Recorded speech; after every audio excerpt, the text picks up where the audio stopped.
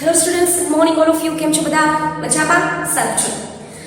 સો હવે થોડાક આપણે આગળ વધીએ. ચેપ્ટર નંબર 10 ની અંદર હું સ્વેજ ટ્રીટમેન્ટની વાત કરી રહી હતી. હા, પહેલી વસ્તુ તો હું તમને એ કહી દઉં કે મને અમુક છોકરાઓએ કીધું કે મેડમ તમારું પેલું ટર્નર સિન્ડ્રોમ એક બાકી છે અને ડાઉન સિન્ડ્રોમ આપણે 2 વખત થઈ ગયું છે. તો હું એક કામ કરીશ, જેવું આપણે આ ટોપિક કન્ટિન્યુટીમાં છે ને એટલે હું બ્રેકઆઉટ નથી કરતી. તો જેવો આ ટોપિક આપણો કમ્પ્લીટ થશે એટલે હું ડાયરેક્ટ એની સાથે ક્યુ લઈ લઈશ, ટર્નર સિન્ડ્રોમ. અધરવાઇઝ જો આજનો લેક્ચર થોડો મોટો હાલશે તો નેક્સ્ટ લેક્ચરની અંદર લઈ લઈશ. સો ડોન્ટ વરી, તમારું જવા નહીં દઈએ, આપણે લઈ જ લઈશું કેમ કે ઇમ્પોર્ટન્ટ છે વસ્તુ. ઓકે, સારું, ચલો. સો પ્રીવિયસ લેક્ચરની અંદર આપણે સ્વેજ, આપણું જે ચેપ્ટર નંબર 10 છે એનું આપણે શું ભણી રહ્યા હતા? સ્વેજ ટ્રીટમેન્ટ પ્લાન્ટ.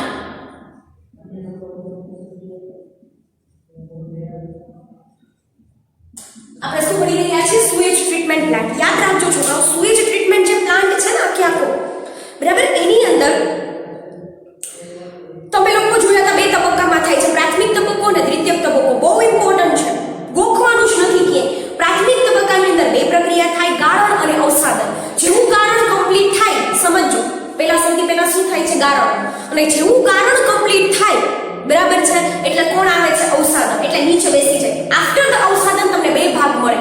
અવસાદન પછી તમને કેટલા ભાગ મળે છે? 2 ભાગ. ક્યાં 2 ભાગ? નીચે તમને રગડો, કાદવ મળે અને ઉપરની તરફ શું મળે છે તમને? ઉપરની તરફ એક ઇન્ફ્લુએન્ટ મળે, જે પ્રવાહી ભાગ પર ઇન્ફ્લુએન્ટ મળે.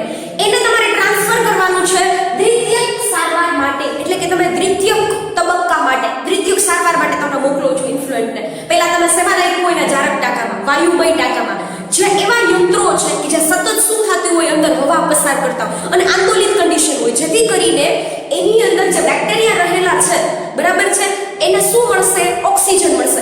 જેવું એને હવા પસાર કરશો એટલે ઓક્સિજન તો મળવાનું જ છે. જેવું એને ઓક્સિજન મળ્યું, તરત જ શું કરી લે છે?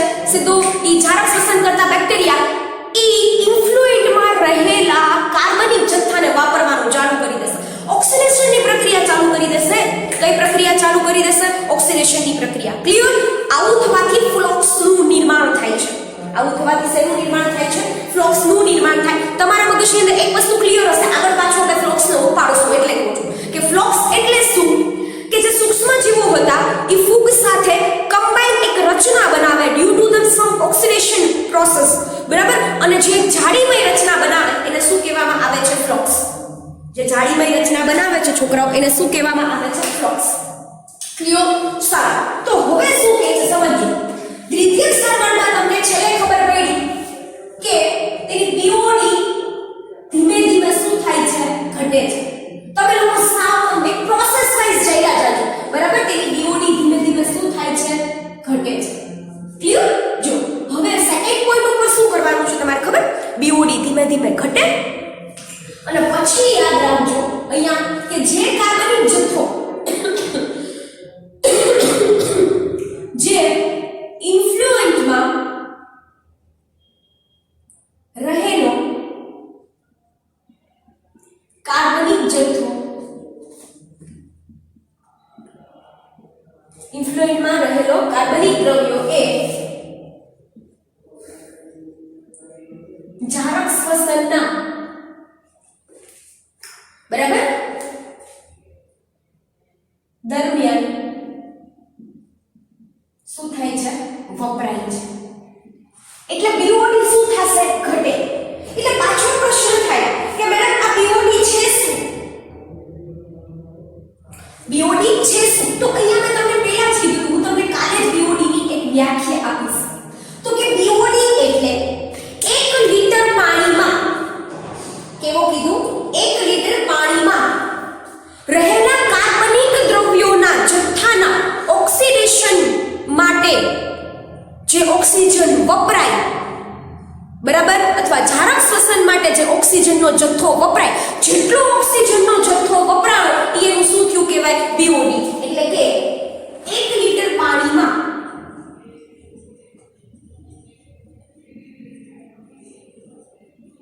શું કીધું મેં? 1 લિટર પાણીમાં રહેલા કાર્બનિક જથ્થાના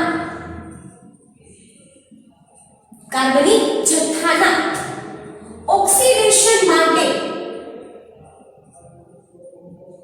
કાર્બનિક જથ્થાના ઓક્સિડેશન માટે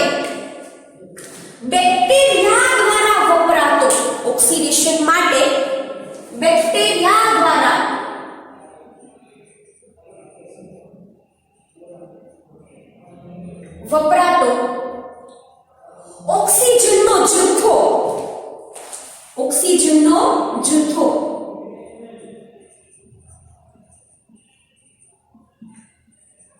એ શું છે એનું BOD.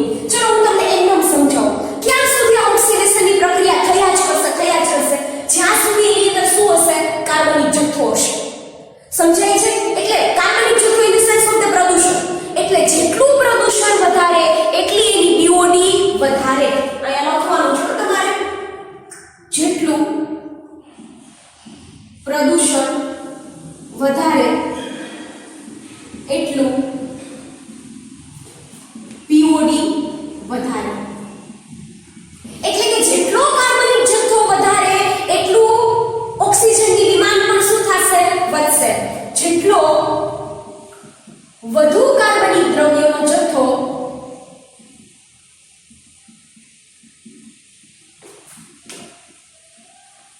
એટલી ઓક્સિજનનો વપરાશ પણ શું થશે? વધારે. અથવા એટલી ઓક્સિજનની જરૂરત શું થશે? વધારે.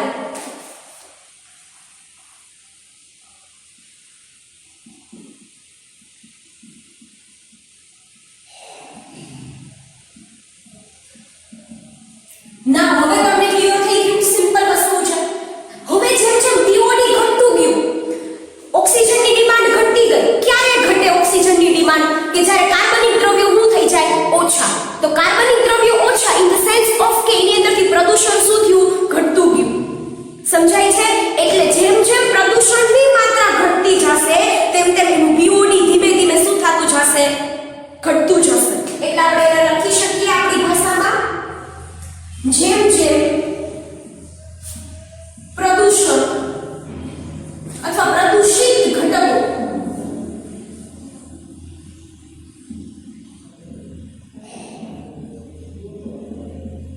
જેમ જેમ પ્રદૂષિત ઘટકો ઓછા થતા જાય તેમ તેમ જેમ જેમ પ્રદૂષિત ઘટકો ઓછા થતા જાય તેમ તેમ શું થતું જશે? BOD નું મૂલ્ય ઘટતું જાય. સમજાય છે? તેમ તેમ BOD નું મૂલ્ય શું થતું જાય છે? ઘટતું જાય છે. ઇનડાયરેક્ટલી તમને કોઈ પૂછે કે ભાઈ BOD એટલે શું?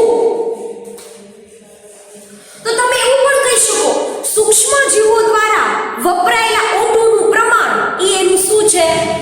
BOD. હજી પણ તમે કહી શકો BOD એ સૂક્ષ્મ જીવો દ્વારા વપરાયેલા ઓક્સિજન નું પ્રમાણ છે. જેટલું ઓક્સિજન વધારે વપરાયું એનો મતલબ કે ત્યાં એટલો કાર્બનિક દ્રવ્યોનો જથ્થો શું છે? વધુ છે. એટલો ત્યાં કાર્બનિક દ્રવ્યોનો જથ્થો શું છે ભાઈ? વધુ છે. ક્લિયર થતું જાય છે? BOD જેમ જેમ ઘટતું જાય એટલે કે ઓક્સિજનની ડિમાન્ડ છે ભાઈ એ ઘટતી ગઈ. કેમ કે એને પ્રક્રિયા તો જોઈએ ને. ઓક્સિડેશન કરવા માટે ઓક્સિડેશન પદાર્થ તો જોઈએ. એ પદાર્થ જ નથી તો કોનું ઓક્સિડેશન કરશે? તો આ બધી સ્ટોરી અહીંયા તમારું E લેવલ નું પૂરું થઈ જાય છે. પછી આપણે આગળ જોઈએ હવે શું થાય છે. તમારા મગજમાં ક્લિયર રાખજો. BOD છે ધીમે ધીમે ઘટે છે. જેમ જેમ BOD ઘટતી જાય કેમ? તો કે ઇન્ફ્લુએન્ટ છે એમાં કાર્બનિક દ્રવ્યો છે. બરાબર. એનું શું થશે? જારક શ્વસન. કોના દ્વારા? જારક શ્વસન કરતા બેક્ટેરિયા દ્વારા. કઈ પ્રક્રિયા કરે? ઓક્સિડેશન. કેવી રીતના કરે? કાર્બનિક દ્રવ્યો હતા ઉપરાંત આપણે હવા પસાર કરી તો ઓક્સિજનની ડિમાન્ડ વધી. ઓક્સિજનનો જથ્થો વપરાતો જાય અને કાર્બનિક દ્રવ્યો છે. હા તમે કહેશો મેડમ એમાંથી ઉર્જા છૂટી ન પડે? તો છૂટી પડે. એટલે તો કીધું કે જારક શ્વસન કરતા બેક્ટેરિયા છે એની શું થશે? વૃદ્ધિ. જારક શ્વસન કરતા બેક્ટેરિયાની શું થશે? વૃદ્ધિ. તો BOD કોને કહેવાય? તમને વ્યાખ્યા પૂછાઈ શકે તો કે 1 લિટર પાણીમાં રહેલા કાર્બનિક જથ્થો જેટલો કાર્બનિક જથ્થો હોય એના ઓક્સિડેશન માટે જે બેક્ટેરિયા દ્વારા વપરાતો ઓક્સિજનની માત્રા કે ઓક્સિજનનો જથ્થો કે ઓક્સિજનનું પ્રમાણ એની શું કહેવામાં આવે છે? BOD. એની શું કહેવામાં આવે છે? BOD કહેવામાં આવે. જેટલું પ્રદૂષણ વધારે એટલી BOD વધારે. તો કોમન સેન્સની વસ્તુ છે. પ્રદૂષણ વધારે કાર્બનિક જથ્થો વધારે. કાર્બનિક જથ્થો વધારે તો ઓક્સિજનની પ્રમાણ પણ વધારે જોશે.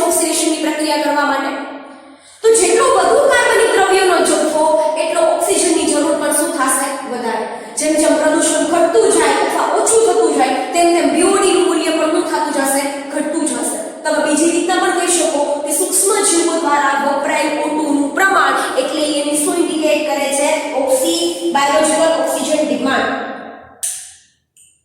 અને તમને કોઈ ઊંધું પણ પૂછે BOD જેમ વધુ તેમ પ્રદૂષણ વધુ, બરાબર? અહીંયા મેં એવું ઊંધું લખ્યું છે પ્રદૂષિત ઘટકો ઓછા તો તેમ તેમ BOD નું મૂલ્ય ઓછું. પણ તમને કોઈક દિવસ એવું પૂછે તો પ્રદૂષણ વધારે તો BOD નું મૂલ્ય પણ કેવું થશે? વધશે. ત્યારે BOD નું મૂલ્ય પણ શું થશે? વધશે. ક્લિયર? ચલો હવે શું થાય? જરૂરી માત્રામાં BOD ઘટી ગયું, સાવ નીચલા લેવલ ઉપર આવી ગયું, પછી એવા જે ઇન્ફ્લુએન્ટ હોય ને એને એક સેટલિંગ ટાંકામાં ટ્રાન્સફર કરવામાં આવે. સાથે રહેજો એટલે સમજાતું થાય. બરાબર? જેમ જેમ કેટલીક વખત લખશું આપણે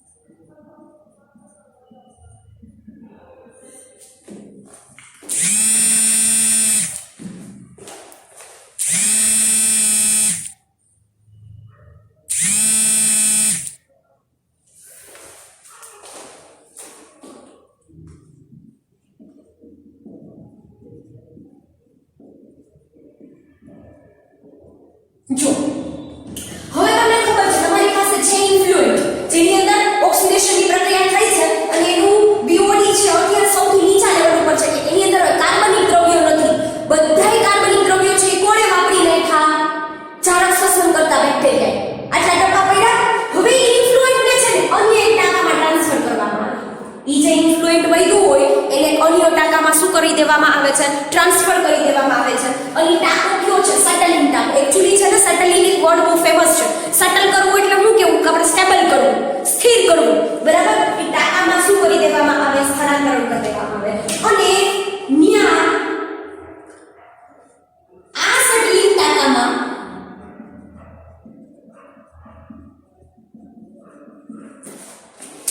અવસાદનની પ્રક્રિયા થાય છે.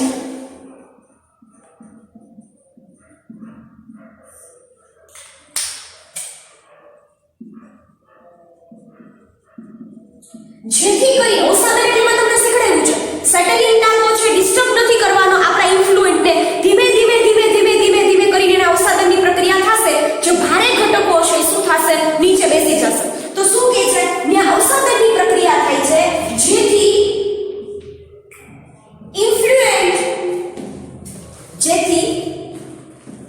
ફ્લોક્સ છે એ શું થશે? નીચે બેસી જશે.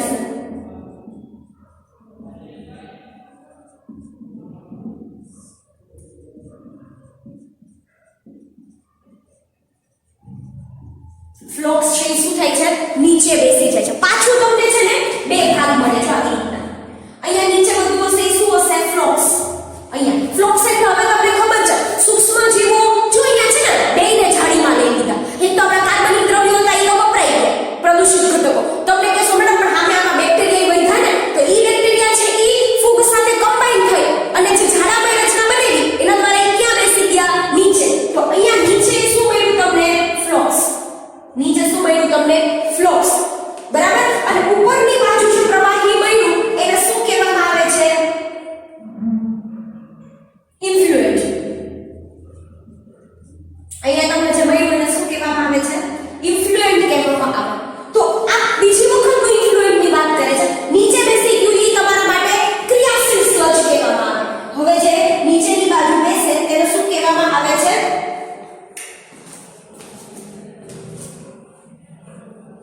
આવા અવસાદિત દ્રવ્યોને જો આમાંથી આવા જ MCQ નીકળશે. બરાબર છે? આવા અવસાદિત દ્રવ્યોને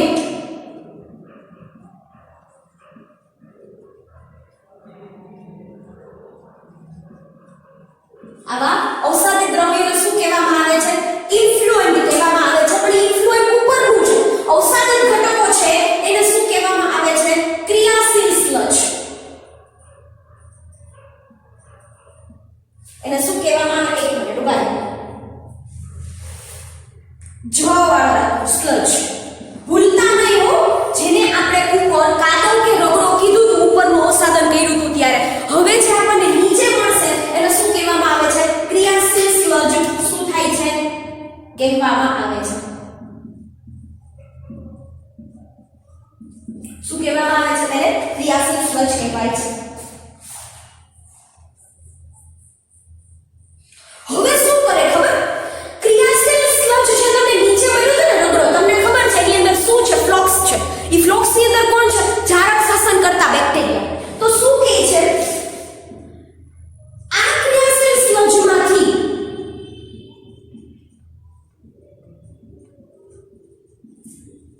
થોડોક જથ્થો ઝાડક ટાંકામાં સ્થળાંતરણ કરવામાં આવે છે.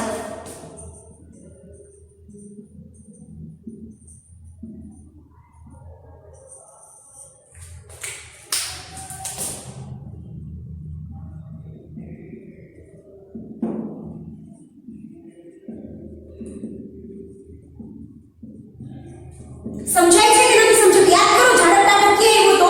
પ્રાથમિક સારવાર કરી હતી ને આપણે, અને જે ઇન્ફ્લુએન્ટ મળ્યું હતું ને આપણે એને શેમાં ટ્રાન્સફર કર્યા હતા? ઝાડક ટાંકામાં. તો એ ઝાડક ટાંકામાં ઝાડક શ્વસન કરતા બેક્ટેરિયા થોડા હોય જ.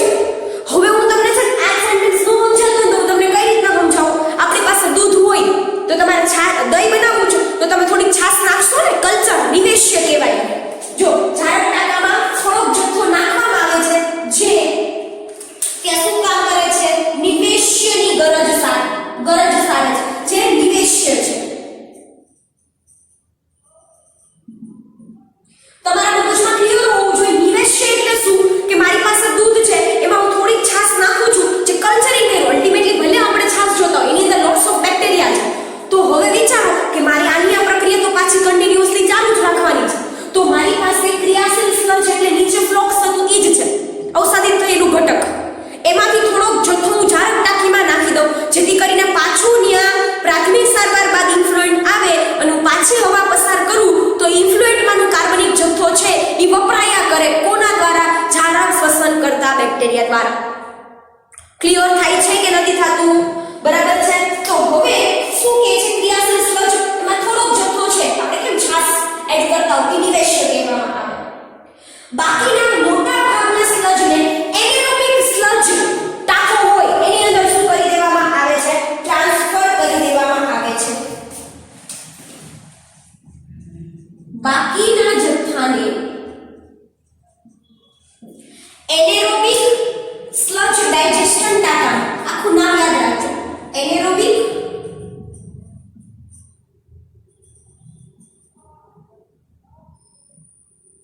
એક જ મિનિટ. હા, એનેરોબિક સ્લજ ડાયજેસ્ટિવ ટેન્ક શું કરી દેવામાં આવે છે? તે ટાંકીમાં ટ્રાન્સફર કરી દેવામાં આવે છે.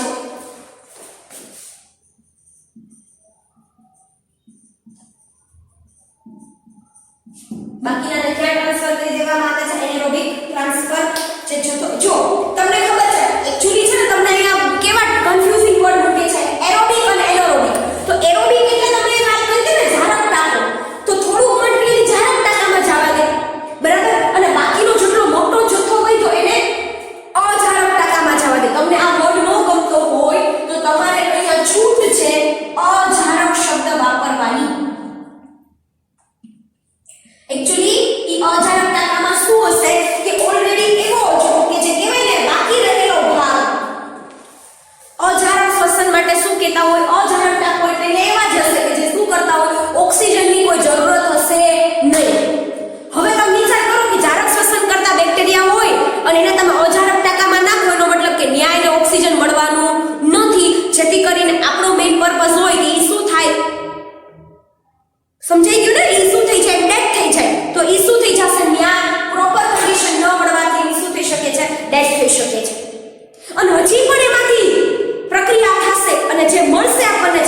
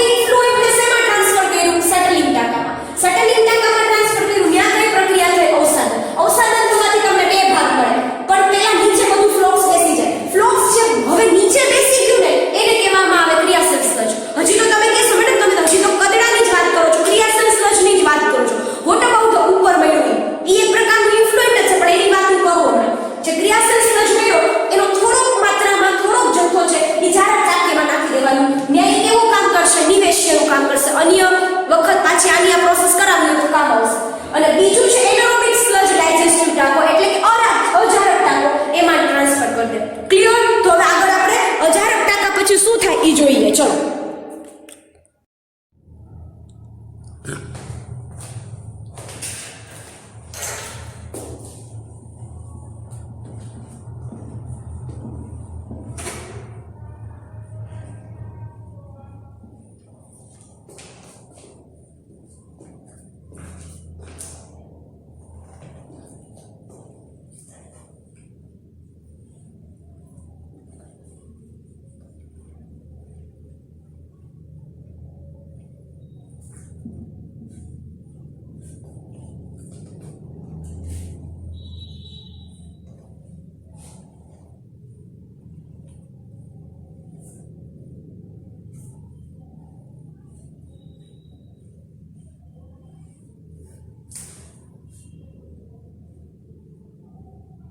સારું, ચલો છોકરાઓ, હવે તમારા મગજની અંદર ક્લિયર રાખો, બરાબર, કે છેલ્લે આપણને શું કર્યું હતું, ક્રિયાશીલ સજનો અમુક જથ્થો હતો એ આપણે ઝારક ટાંકામાં નાખ્યો હતો અને મોટા ભાગનો જથ્થો, વધારાનો જેટલો જથ્થો વધ્યો હતો એ આપણે અઝારક ટાંકામાં નાખ્યો હતો.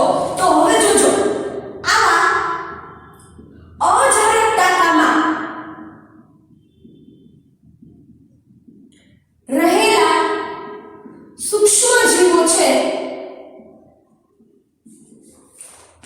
એ શું કરે છે, આવા જે સૂક્ષ્મ જીવો છે એને ઝારક બેક્ટેરિયા છે એનું પાચન કરે.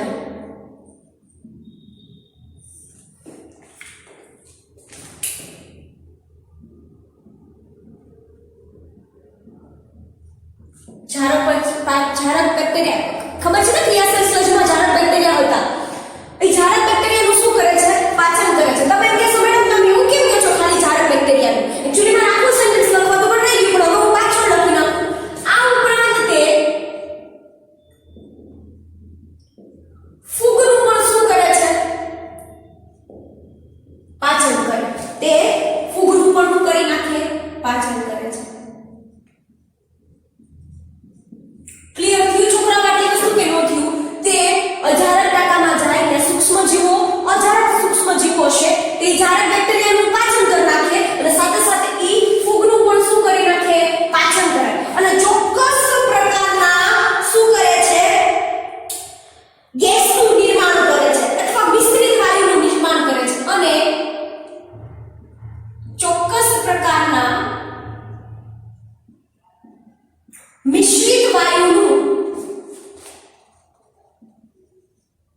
શું કરે છે, નિર્માણ કરે છે. જે મિશ્રિત વાયુ લખું છું એ મોસ્ટ ઇમ્પોર્ટન્ટ ટોપિક છે, કેમ કે તમે MCQ માં અસંગતતા, અસંગતને ઓળખો, સાચું વિધાન પસંદ કરો, ખોટું વિધાન પસંદ કરો, ખોટું વિધાન અલગ કરો, ચોક્કસ જોડી બનાવો, PQRST એવો કોઈ પણ પ્રશ્ન આવી શકે. તો મિશ્રિત વાયુ શું કરે છે, નિર્માણ કરે છે. જેમાં સૌથી પહેલા વાત કરવાની છે તમારે મિથેનની, બરાબર? સૌથી પહેલા કોની વાત કરવાની છે, મિથેન. બીજી વાત કરવાની છે તમારે કાર્બન ડાયોક્સાઇડ અને ત્રીજી વાત કરવાની છે તમારે હાઇડ્રોજન સલ્ફાઇડ.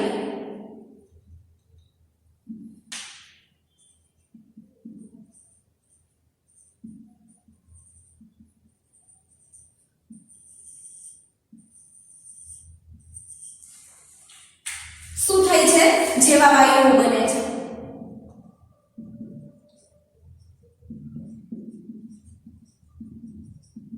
આજ તો ખાલી ક્રિયાશીલ સ્લજની વાત કરીને હો. હવે આવા વાયુઓને બાયોગેસ તરીકે કહેવાય, ઓળખાય. આવા વાયુઓ શું છે, બાયોગેસ છે.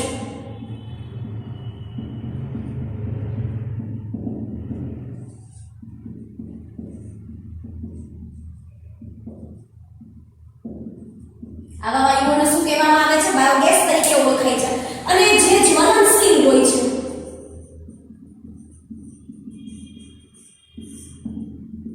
કેવા હોય છે, તે જ્વલનશીલ હોય છે. તમને બધાને ખબર છે કે ચોક્કસ પ્રકારનો જ્વલનશીલ હોવાથી ઊર્જાના સ્ત્રોત તરીકે, એટલે કે આપણે ખોરાક બનાવીએ છીએ. પહેલાના જમાનામાં ગોબર ગેસ ને બાયોગેસ ઈ જ હતા, LPG ગેસ ને એવું કઈ હોતું નહીં, બરાબર? જેથી કરીને તે ઊર્જાના સ્ત્રોત તરીકે કાર્ય કરે છે. ક્લિયર? આટલી વસ્તુ ત્યાંની અંદર કઈ પ્રોબ્લેમ છે? સિમ્પલ વસ્તુ છે. જો અજારક ટાંકામાં નાખ્યું ને અહીં જારક બેક્ટેરિયા ફૂગનું પાચન કરે. એ પાચન કરે એનું જેથી કરીને ચોક્કસ પ્રકારના વાયુઓ બને, જેમાં મિથેન, કાર્બન ડાયોક્સાઇડ, હાઇડ્રોજન સલ્ફાઇડનું નિર્માણ કરે. અલ્ટિમેટલી કેવા વાયુઓ છે? બાયોગેસ. અને ઈ બાયોગેસ છે કેવા છે? બધા જ્વલનશીલ પ્રકૃતિ ધરાવે છે. જ્વલનશીલ પ્રકૃતિ ધરાવતા હોવાથી બરાબર છે તે ઊર્જાના સ્ત્રોત તરીકે કાર્ય કરે છે. આ તો આપણે વાત કરી અત્યાર સુધી ક્રિયાશીલ સ્લજની. અત્યારે મેં જે વાત કરી ખાલી કોની વાત કરી? ક્રિયાશીલ સ્લજની વાત કરી. What about the another one? કે હવે નિર્માણ પામેલ ઇન્ફ્લુએન્ટ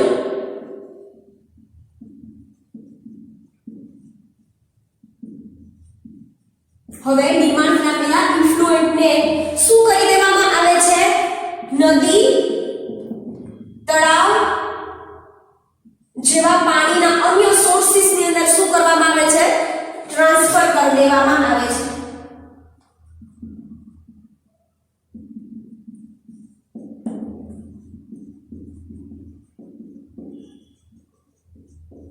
સમજાય છે? નદી તળાવમાં શું કરી દેવામાં આવે છે? ટ્રાન્સફર કરી દેવામાં આવે છે. ક્લિયર? કે આમાં કોઈને કઈ વાંધો છે? બોલો.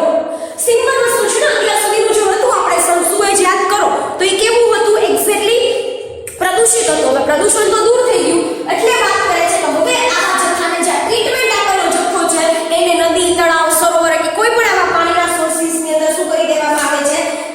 ટ્રાન્સફર કરી દેવામાં આવે છે. આના ઉપરથી તો ખબર પડી ગઈ કે actually not in our country but વિશ્વની અંદર દરરોજ લાખો ગેલન શું થાય છે? આવા ગંદુ પાણીનું નિર્માણ થાય છે. બરાબર છે? અને કેટલાય વર્ષોથી આપણી પાસે એક જ શું છે? લખીએ છીએ વિશ્વમાં લાખો ગેલન, યુનિટ જ છે ગેલન. આગળ જતા તમે સાંભળ્યું હશે. લાખો ગેલન ગંદુ પાણી દરરોજ બને છે અને તેના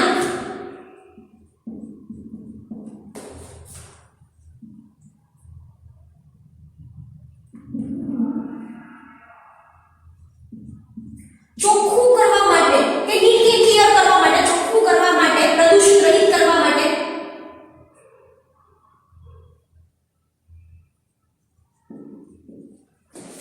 અહીંયા સૂક્ષ્મ જીવો મહત્વનો ભાગ ભજવે છે.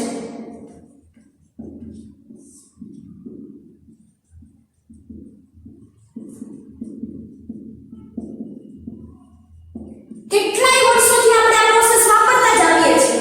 બરાબર છે? સદીઓથી ટેક્સ્ટબુકની અંદર લખ્યું છે સદીઓથી આ પ્રક્રિયા શું થાય છે? વપરાય છે. અને આ એકમાત્ર એવી પ્રક્રિયા છે.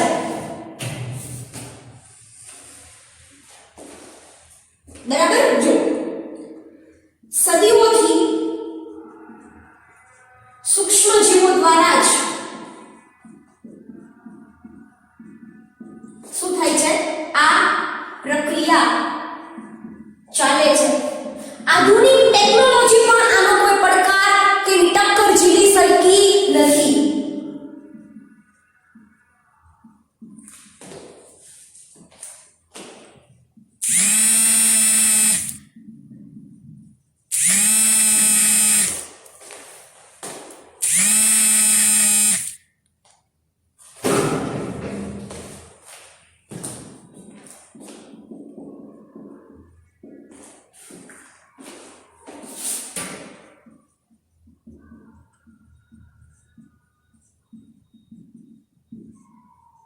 સમજાય છે કે આધુનિક કેટલી બધી ટેકનોલોજી બની. તમે વિચારતા છો ડે બાય ડે નવું નવું નવું નવું કંઈક ને કંઈક બનતું જ જાય છે. તમે જોવો છો.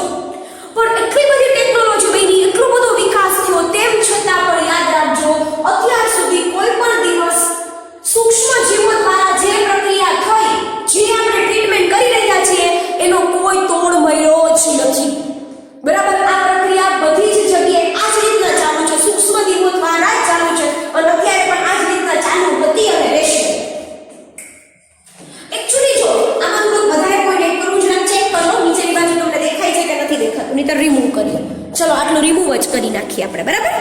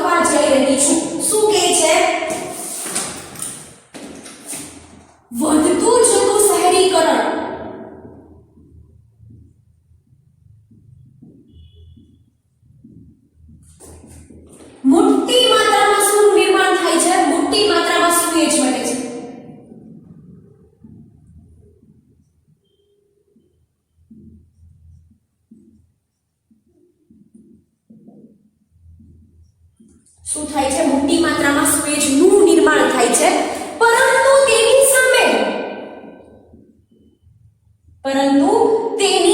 સામે સ્વેજ ટ્રીટમેન્ટ પ્લાન્ટ એટલા બધા વધતા નથી, પરંતુ તેની સામે સ્વેજ ટ્રીટમેન્ટ પ્લાન્ટ શું થતા નથી? એટલા બધા વધતા નથી.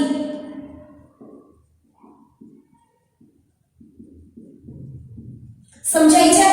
એ જે જથ્થો છે એ દરરોજ વધતો જ જાય છે, વાહિક કણો છે એનું પ્રમાણ વધતું જ જાય છે, પણ એની સામે સ્વેજ ટ્રીટમેન્ટ પ્લાન્ટ છે એ પણ વધતા જોઈએ ને, એ વધતા નથી. જેથી કરીને આવા પ્રદૂષિત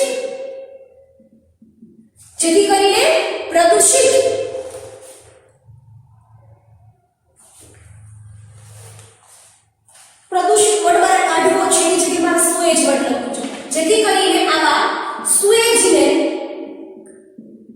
ટ્રીટમેન્ટ કરાવ્યા વગર જ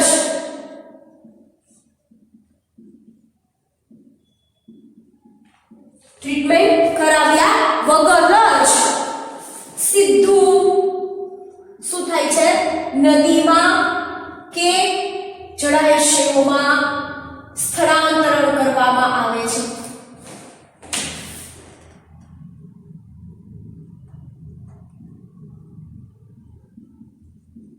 સમજાય છે મારી વાત? સુએજ એટલું બધું વધ્યું, ડે બાય ડે શહેરીકરણ વધ્યું, સુએજ વધ્યું, ટ્રીટમેન્ટ પ્લાન્ટમાં કોઈ વધારો થયો નહીં. તો એટલું બધું ક્યાંથી થશે? દરરોજનું એટલું બધું ફિલ્ટરેશન કેવી રીતના થાય? તો કોઈ પણ પ્રકારની ટ્રીટમેન્ટ કર્યા વગર જ સીધું એની અંદર શું નાખી દે છે? શેની અંદર નાખી દે? નદીમાં કે પછી જળાશયોમાં કોઈ પણ પ્રકારના પાણીમાં સોર્સિસની અંદર શું કરે છે? ઠાલવી દેવામાં આવે છે.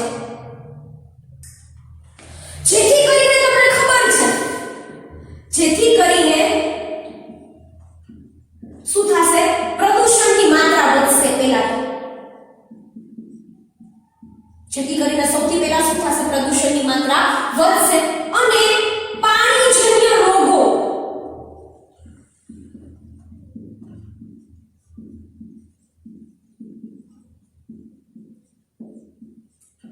પણ શું થાય છે? વધે છે. ખબર છે ને, ઘણા બધા ડિઝીઝ એવા છે જે પાણી દ્વારા થતા હોય. તો આવા પાણીમાં આવા સ્વેજ ઘટકો સીધા રહેલા હશે, તો જેથી કરીને શું થશે? આવી સ્થિતિનું નિર્માણ થવાની સંભાવનાઓ શું થશે છોકરાઓ? વધશે. ક્લિયર? શહેરીકરણ વધતું ગયું. એકચ્યુઅલી લાખો ગેલન આવું બને છે, આખો સમજજો. પણ એની એક જ તોડ છે, ખાલી સ્વેજ ટ્રીટમેન્ટ પ્લાન્ટ કરાવો સૂક્ષ્મજીવો દ્વારા. એક જ, બરાબર? કોઈ નવી ટેકનોલોજી પણ આનો કોઈ પડકાર છે ઈ ઝીલી શકી નથી. સમજાય છે? કોઈ નવી ટેકનોલોજી પણ આનો પડકાર ઝીલી શકી નથી. તો આવા પાણીજન્ય રોગોનું પ્રમાણ પણ વધશે ધીમે ધીમે. તો એક પર્યાવરણ અને વન વિભાગ મંત્રાલય છે, બરાબર, એને નવી યોજનાઓ બહાર પાડી. એને શું કરી? નવી યોજનાઓ બહાર પાડી. પણ મને એવું લાગે છે કે થોડું હાઈ લેવલનો ડોઝ વધી જશે. એટલું યાદ રાખજો, સ્વેજ ટ્રીટમેન્ટ પ્લાન્ટ પૂરું થાય એટલે હું તમારો એક ટર્નર સિન્ડ્રોમ બાકી છે લઈ લઈશ. તમે લોકો વચ્ચે ન લખતા, એની પેજ સ્કીપ કરજો, મીન્સ કે એની જગ્યા રાખજો, ત્યાં જ લખજો. ઓકે? સો આજના લેક્ચર માટે આટલું રાખી નેક્સ્ટ લેક્ચરમાં પાછા મળશું આપણે.